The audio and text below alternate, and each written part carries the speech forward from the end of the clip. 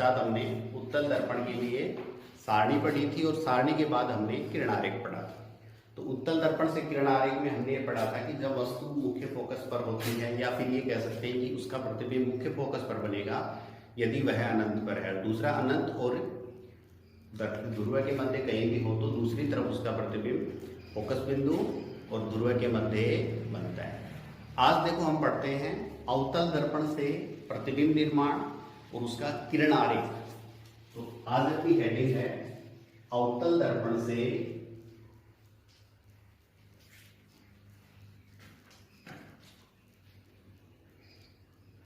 प्रतिबिंब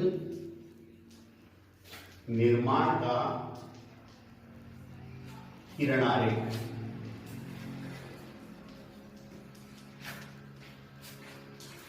देखिए क्या है, फर्स्ट में हमने कंडीशन पढ़ी है नंबर 1, जब आपकी वस्तु कहां पे हो, अनंत पर हो। जब वस्तु अनंत पर हो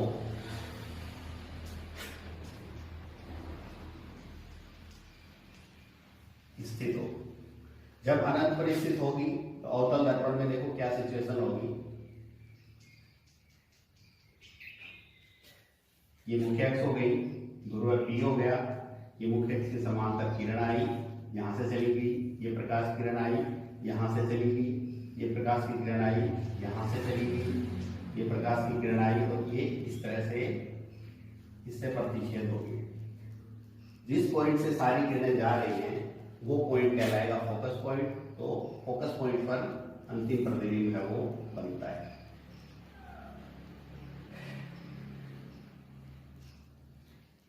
सेकंड देखिए नंबर 2, जब वस्तु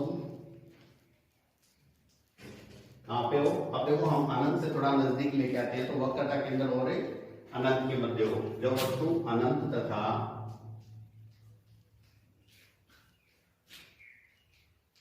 वक्रता केंद्र के मध्य हो,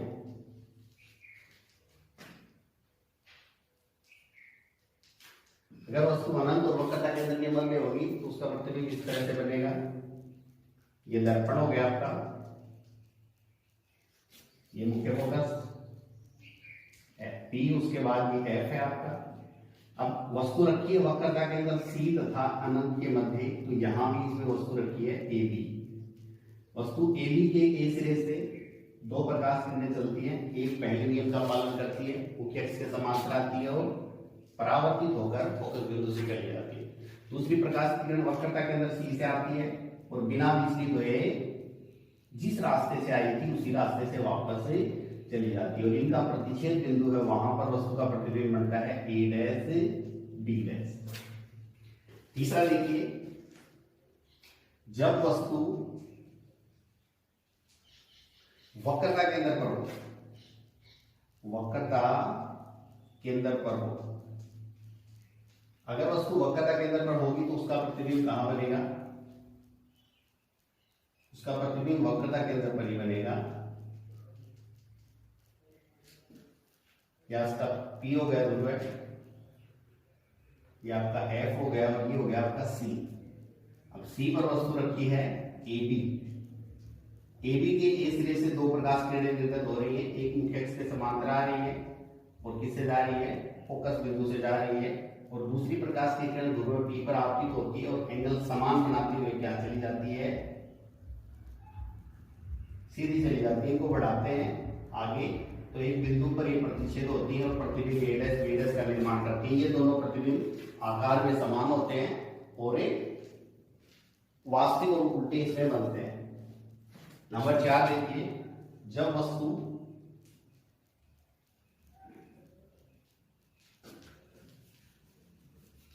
वक्रता केंद्र तथा ध्रुव के मध्य, वक्रता केंद्र तथा फोकस बिंदु के मध्य हो, फोकस बिंदु के मध्य हो, अगर ऐसा होगा तो देखो आपके पास ये सिचुएशन रहेगी। ये आपका अवतल दर्पण हो गया और ये इस अवतल दर्पण का ध्रुव हो गया, ये आपका फोकस पॉइंट हो गया, ये आपका वक्रता केंद्र C हो गया। वस्तु को रख दिया वक्रता केंद्र C और ध्रुव के मध्य, तो प्रकाश की किरण मुख्य अक्ष के समांतर आ रही है, परावर्तन के पश्चात फोकस बिंदु से चलेगी, दूसरी प्रकाश की किरण ध्रुव विपरावर्तित हुई और फिर आगे चलेगी। तो इसका प्रतिबिंब जो है वो कहाँ बनेगा, इसका प्रतिबिंब बनेगा यहाँ पर।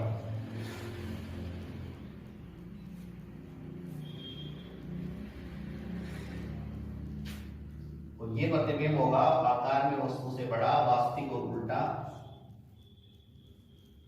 ए डैश बी डैश, और वस्तु से बड़ा होगा तो किसके मध्य बनेगा, अनंत, और वक्रता के अंदर एक सी के मध्य बनेगा। देखिए हम पढ़ रहे हैं अवतल दर्पण से प्रतिबिंब निर्माण का किरण आरेख। पहला है कि वस्तु अनंत पर, वस्तु अनंत पर होती है तो सारी किरणें फोकस बिंदु पर प्रतिच्छेद होती है, क्योंकि पहले नियम का पालन हो रहा है, दर्पण से परावर्तन के प्रथम नियम का पालन हो रहा है। प्रथम नियम ये कहता है कि अगर कोई प्रकाश की किरण मुख्य अक्ष के समांतर आती है तो दर्पण से परावर्तन के पश्चात वो क्या होती है, फोकस बिंदु से जाती है। तो फोकस बिंदु से जाएगी, एफ पर सारी किरणें प्रतिच्छेद होंगी तो फोकस बिंदु पर उसका अंतिम प्रतिबिंब बनेगा। तो ये प्रतिबिंब कैसा होगा, बिंदुवत आकार का होगा, वास्तविक और उल्टा होगा। दूसरा देखिए, जब वस्तु अनंत और वक्रता केंद्र के मध्य हो, यानी थोड़ा नजदीक लेके आते हैं वस्तु को, अनंत से उठा के अनंत और वक्रता केंद्र के मध्य लेके आते हैं, तो वस्तु के ए सिरे से दो प्रकाश किरणें निर्गत होती हैं।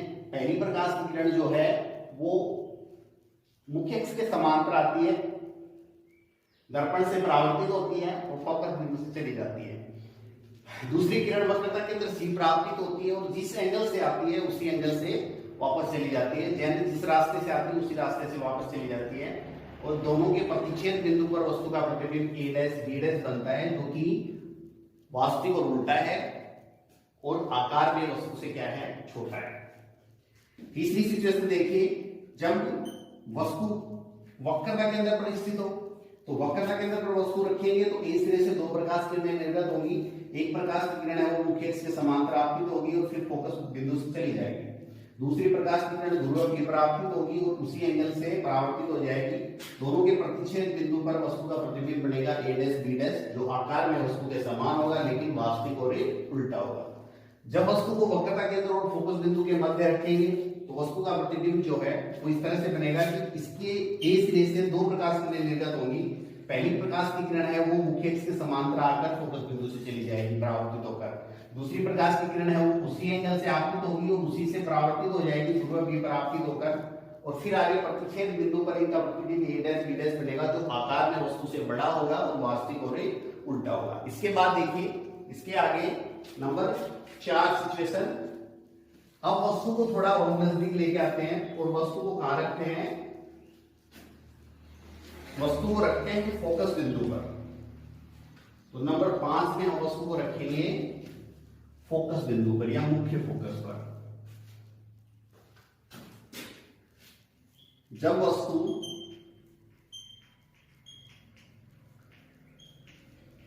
मुख्य फोकस पर स्थित हो,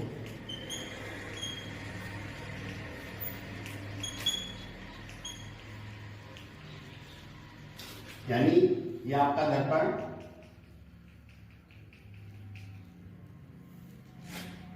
ये पी हो गया और ये आपका मुख्य फोकस है यहां पे, और इस पर रखी वस्तु ए बी वस्तु से एक प्रकाश की किरण आती है जो मुख्य अक्ष के समांतर आती है और परावर्तन के पश्चात क्या हो जाती है, फोकस बिंदु से चली जाती है। दूसरी प्रकाश की किरण है वो ध्रुव भी परावर्तित होती है और जिस कोण से आपतित होती है उसी कोण से निर्गत हो जाती है या परावर्तित हो जाती है। अब इन किरणों को आगे बढ़ाते हैं तो ये एक दूसरे के समांतर प्राप्त होती हैं, और अगर दो किरणें समांतर प्राप्त हो रही हैं तो इसका अर्थ ये है कि ये अनंत पर प्रतिच्छेद होती है, और जहां पर प्रतिच्छेद होती है वहां पर वस्तु का अंतिम प्रतिबिंब बनता है। तो देखिए यहाँ अनंत पर इसका प्रतिबिंब बनता है। अब अनंत पर प्रतिबिंब बनता है वो आकार में काफी बड़ा होता है और हमें इसकी प्रकृति जो है वो वास्तविक और उल्टी प्राप्त होती है। नंबर 6 लास्ट, ये इंपॉर्टेंट है, आगे काम भी आने वाली है। जब वस्तु को आप ध्रुव P तथा मुख्य फोकस के मध्य रखते हैं, मुख्य फोकस के मध्य रखते हैं, तो आपको कैसा प्रतिबिंब प्राप्त होता है। यह आपका दर्पण और ये इसका हो गया ध्रुव P। ये है P और ये है F। आपने वस्तु को रख दिया P और F के मध्य, ए बी वस्तु है, ए सिरे से प्रकाश की किरण चली मुख्य अक्ष के समांतर और अपवर्तन के पश्चात परावर्तन के पश्चात फोकस बिंदु से चली गई और दूसरी प्रकाश की किरण जो है वो ध्रुव P पर आपतित हुई और P पर आपतित होकर जिस कोण से आपतित हुई थी उसी कोण से क्या हो गई, निर्गत हो गई। अब देखो इनको पीछे की तरफ बढ़ाते हैं तो एक पॉइंट पर ये एक दूसरे को प्रतिच्छेद करती हैं और प्रतिच्छेद बिंदु पर क्या होता है, वस्तु का प्रतिबिंब बनता है। तो इनके पीछे की तरफ, पीछे की ओर एक पॉइंट पर वस्तु का प्रतिबिंब बनता है ए डैश बी डैश, जो आकार में वस्तु से काफी बड़ा होता है और प्रकृति जो होती है इसकी वास्तविक और उल्टी न होकर आभासी व सीधी प्रकृति का होता है। तो ये कुल 5 कंडीशंस हैं, जिन 5 कंडीशंस में आपको वस्तु की स्थिति है वो वास्तविक और उल्टी, और एक कंडीशन में आभासी और सीधी प्राप्त होती है। ठीक है, इसके पश्चात देखिए परावर्तन के प्रकार। परावर्तन कितने प्रकार का होता है,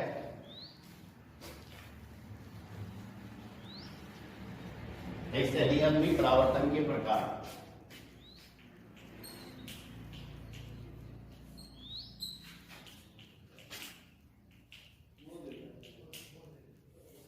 पहला नंबर 1 होता है नियमित परावर्तन।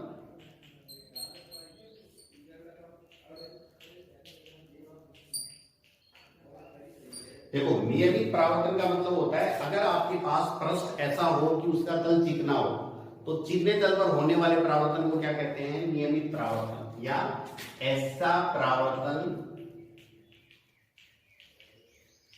जिसमें आपतित होने वाली किरणें परावर्तन के पश्चात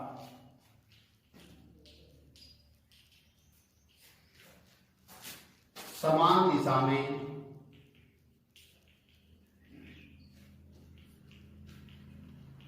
निर्गत होती हैं।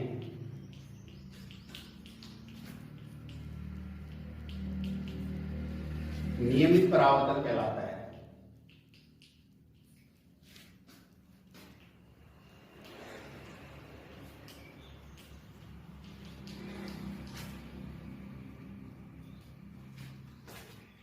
यदि आने वाली किरणें और परावर्तित होने वाली किरणें जो है वो एक निश्चित दिशा में होती हैं सभी की सभी, यानी ये किरणें आ रही हैं तो इसको हम एक किरण पुंज कहते हैं। तो किरण पुंज के रूप में आ रही है, परावर्तित होकर निश्चित दिशा में जा रही है सभी की सभी, यानी आने वाली किरणें भी समांतर हैं, जाने वाली किरणें भी क्या हैं, समांतर हैं। इस तरह का जो तल होता है उस तल पर अगर परावर्तन हो जाए तो वो परावर्तन कहलाता है नियमित परावर्तन। ये इनके विलंब हो गए। ये है आपतित किरणें, आपतित प्रकाश किरणें, और ये होंगी परावर्तित प्रकाश किरणें। इस परावर्तन की विशेषता क्या होती है, देखिए विशेषता ये है इसकी कि इसमें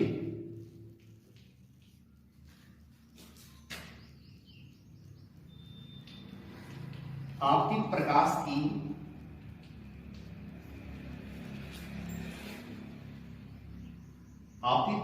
की तरंगदैर्घ्य, आवृत्ति, आयाम आदि नियत रहते हैं।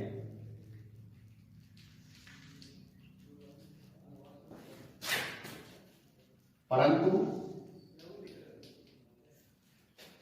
क्या बदल जाती है, तीव्रता परिवर्तित हो जाती है।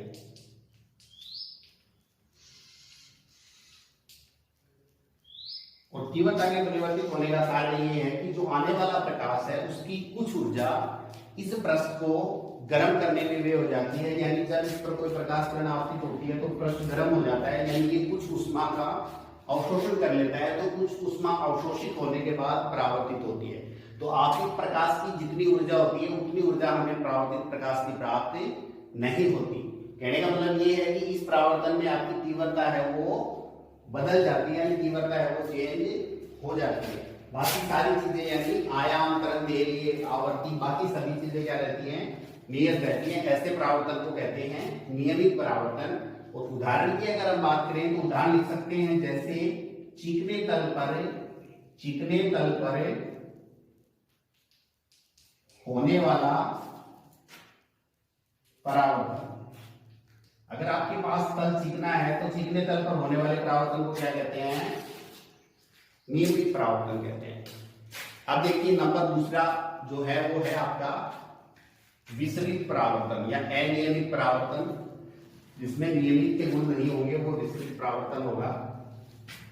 विसरित परावर्तन की विशेषता ये होती है कि इस परावर्तन में आपको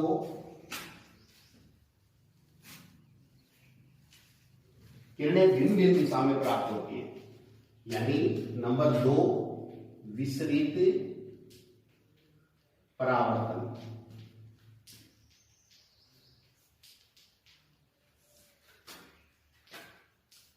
इस परावर्तन में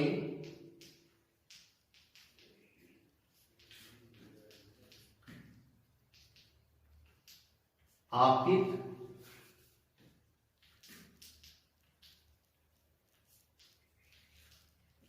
किरणें परावर्तन के पश्चात इस परावर्तन में आपतित किरणें परावर्तन के पश्चात अपनी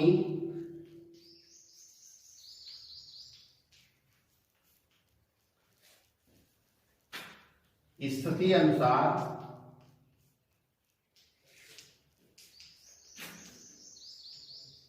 भिन्न भिन्न दिशा में निर्गत होती है।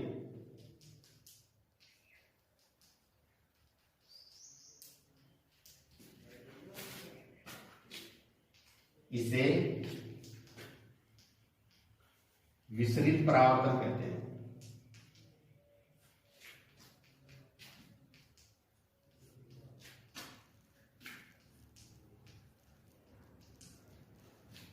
अब देखो विसरित परावर्तन के लिए आपके पास तल कैसा होना चाहिए, खुरदरा, या फिर इस तरह के खुरदरे तल पर आप परावर्तन करवाओगे तो परावर्तन होगा विसरित परावर्तन। 3 किरणें हैं, एक इधर जा रही है, एक इधर जा रही है, एक यूं जा रही है, तो इन किरणों की दिशाएं जो है वो भिन्न भिन्न है। ऐसा परावर्तन जो होता है वो होता है विसरित। आपतित प्रकाश किरणें, आपतित प्रकाश किरणें ये हो जाएंगी परावर्तित प्रकाश किरणें। यह जाएगा खुरदरा तल। और इसकी विशेषता भी उस नियमित परावर्तन की तरह होती है कि आपतित प्रकाश जितनी तीव्रता का होता है अपवर्तित प्रकाश की तीव्रता उतनी नहीं होती, यानी उसकी तीव्रता में कुछ अंतर आ जाता है। तो इस प्रकार हम कह सकते हैं कि परावर्तन की घटना में आवर्ती, आयाम, तरंग दैर्घ्य नियत रहते हैं, लेकिन उसकी तीव्रता जो है वो परिवर्तित हो जाती है, क्योंकि कुछ भाग पृष्ठ द्वारा अवशोषित कर लिया जाता है और पृष्ठ द्वारा अवशोषित होने के कारण हमें तीव्रता का मान, ऊर्जा का मान है वो कम प्राप्त होता है, मूल मान है वो हमेशा ही प्राप्त नहीं होता। तो इस तरह के परावर्तन की घटना में आपके पास नियमित और विस्तृत प्रकार के परावर्तन प्राप्त होते हैं। अब देखो ये जो परावर्तन की घटना है इसका या फिर इससे जुड़ी हुई युक्तियों का हमारे सामान्य जीवन में क्या उपयोग होता है, सामान्य जीवन में ये क्या काम आती है, तो वो देखिए। दैनिक जीवन में दर्पण के उपयोग, दैनिक जीवन में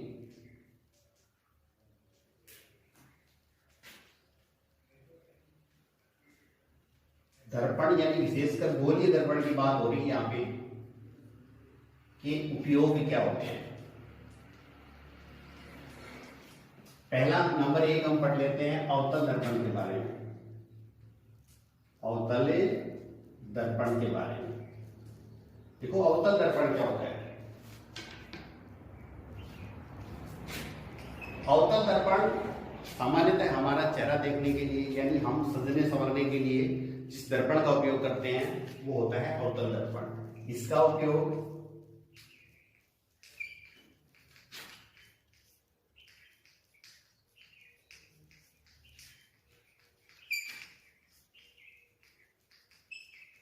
ये किया जाता है।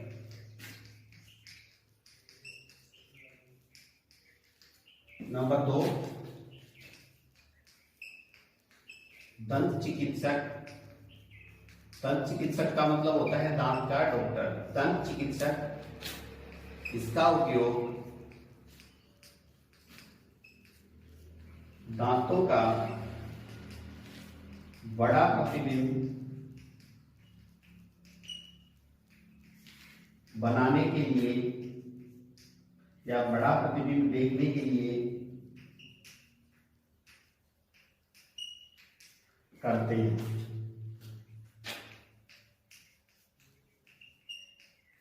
नंबर 3, इसका उपयोग जो लाइटें होती हैं, वाहनों की जो लाइटें हैं यानी वाहनों के अग्र दीपों में प्रकाश को छितराने के लिए किया जाता है।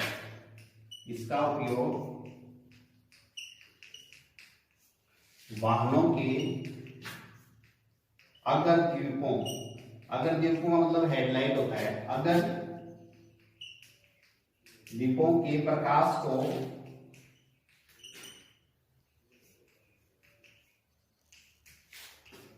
बिखेरने व देखने के लिए होता है।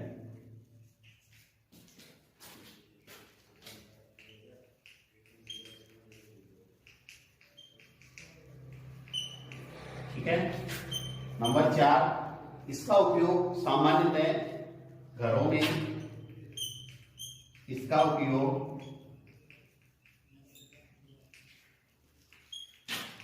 हम दाढ़ी बनाने के लिए करते हैं।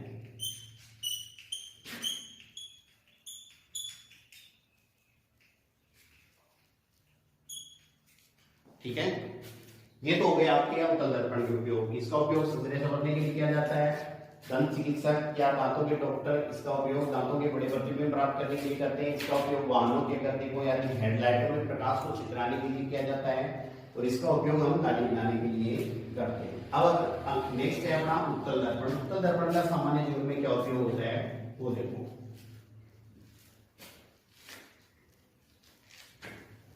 नंबर 2 है उत्तल दर्पण। अब देखो उत्तल दर्पण जो होता है उसका एरिया बड़ा होता है यानी उसकी दृष्टि परास बहुत ज्यादा होती है, इसलिए इसका उपयोग क्या किया जाता है, वाहनों में जो पीछे आ रहे साधन होते हैं या दूसरे वाहन होते हैं उनका प्रतिबिंब बनाने के लिए। तो वाहनों में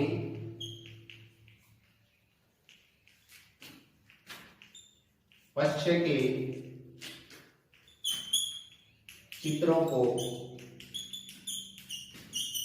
देखने के लिए किया जाता है।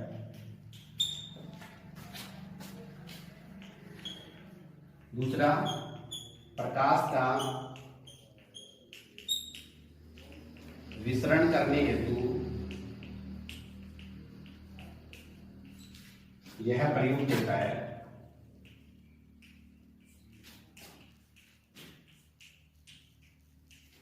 ठीक है, तो इस प्रकार हम कह सकते हैं कि दैनिक जीवन में दर्पण हमारे लिए बहुत महत्वपूर्ण है। इनका हमारे सामान्य जीवन से बहुत अच्छा गहरा नाता है, यानी इनके बिना हमारा कोई काम नहीं होता है। तो दर्पण जो है वो हमें काम में लेने होते हैं, सुबह से शाम तक काफी काम में लेते हैं। और आपने देखा होगा कि नॉर्मली जो वाहन होते हैं उनके आगे लिखा होता है कि object in the mirror are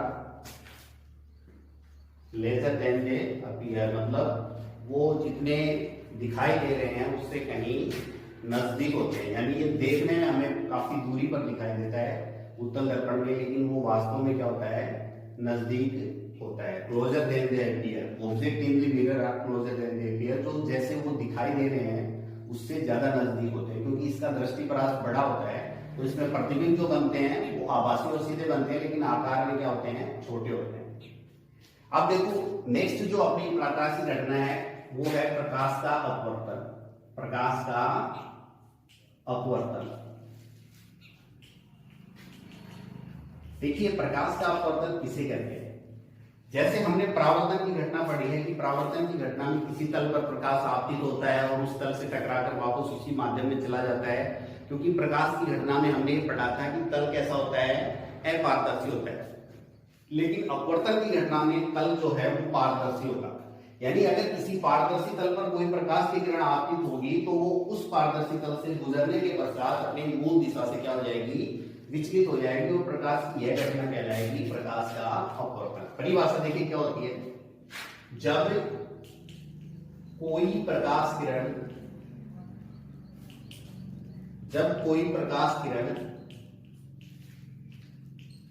एक माध्यम से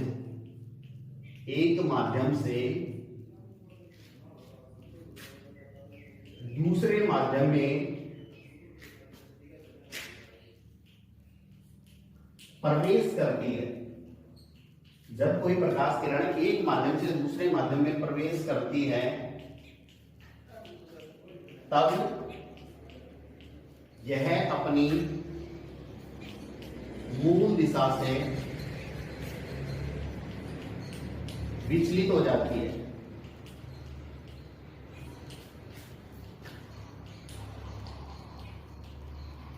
प्रकाश की यह घटना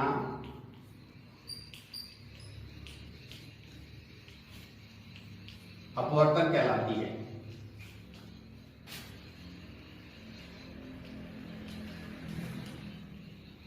प्रकाश की घटना क्या कहते हैं, अपवर्तन कहते हैं। इसमें क्या होता है, जैसे आपके पास एक तल है और इस तल को हमने कह दिया पारदर्शी तल। यूं मान लो नीचे पानी है और ऊपर क्या है, हवा है। नीचे पानी का माध्यम है और ऊपर किसका माध्यम है, हवा का माध्यम है। और एक लाइन मैंने खींची सीधी ऊपर से नीचे तक, ये आ गया अभिलंब। ये क्या कहलाएगा, अभिलंब। यानी इसकी मदद से हम कोणों का मापन कर सकते हैं। अभिलंब के साथ आपतित किरण जो कोण बनाती है उसे आपतन कोण कहा जाता है, और अभिलंब के साथ जो परावर्तित किरण कोण बनाती है उसे परावर्तन कोण कहा जाता है। तो देखो कोई प्रकाश की किरण जो सीधा आपतित हो रही है, अभिलंब पर आपतित होने के बाद वो अपनी मूल दिशा से थोड़ा विचलित हो जाती है, यानी अपनी मूल दिशा है उससे थोड़ा भटक जाती है। रीजन क्या होता है, देखो अगर माध्यम विरल है आपके पास, और विरल का मतलब होता है ऐसा माध्यम जिसके लिए अपवर्तनांक का मान कम हो। सघन का मतलब है ऐसा माध्यम जिसके लिए अपवर्तनांक का मान ज्यादा हो। तो देखो ये आपका है वायु का माध्यम, इसको आप विरल कह सकते हो। किसकी तुलना में, ये है आपका पानी का माध्यम, ये है सघन माध्यम। तो ये प्रकाश की किरण अगर विरल से सघन में जाएगी तो अभिलंब की ओर झुक जाएगी, यानी आपतन कोण आई जो है वो इसके अपवर्तन कोण आर से क्या हो जाएगा, बड़ा हो जाएगा। या अपवर्तन कोण आर छोटा हो जाएगा और आपतन कोण बड़ा हो जाएगा। ये तो होता है जब प्रकाश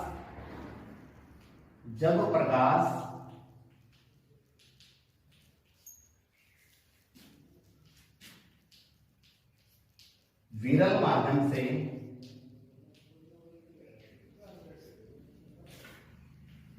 सघन माध्यम में जाता है।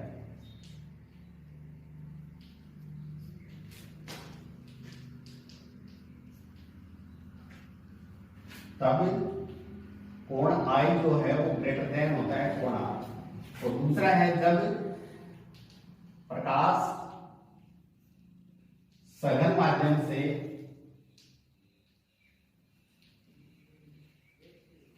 विरल माध्यम में जाता है,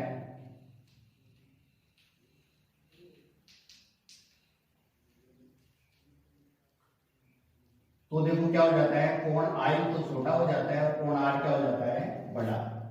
तो ये तो मैंने जो बनाया है ये डायग्राम 1 नंबर का है।